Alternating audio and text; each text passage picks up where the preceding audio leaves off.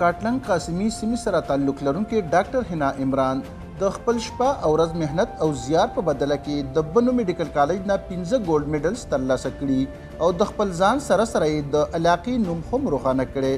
ډاکټر حنا عمران بنو میډیکل کالج کې ایمیو سیشن 2015 نه 2020 پورې د بهترین ګریجویټ ډیګري ترلاسه کولو سره سره 15 ګولډ میډلز هم په خپل نوم کړي چې ورته د یونیورسيټۍ لخوا دغه میډل ملاو شوي. د ډاکټر حنا عمران پلار چې د پیشې په لحاظ یو کلیوال دکاندار دی او الله تعالی ورله 8 لوریانې ورکړي، وایي چې د خپلو بچو د تعلیم او تربیت لپاره هغه ورځې او شپې روڼې کړي، خپلو بچو ته یې بهترین تعلیم ورکړی او هغه اوس په خپلو بچو فخر کوي. د ډاکټر حنا عمران پلار پښتونخوا ریډیو مردان ته صداسي وویل. ډاکټر حنا عمران زما کومه بچی چې ده هغې د بنو میډیکل کالج نه MBBS وکړو او په هغې کې هغې 15 ګولډ میډلز واخیستل.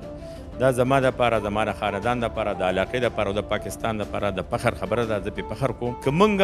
زموږ عوامو د ماشومانو جینکو په تعلیم باندې خصوصي توجه ورکړه او مینې ورسره وکړه او شکر یې پې ادا کړه، نو انشاءالله دا تمه امید لرم چې الله پاک به د ډاکټر حنا عمران په شان ټولې بچیانې ګولډ میډلیسټ ټیم کې او کامیابې وکړي او زموږ د ملک او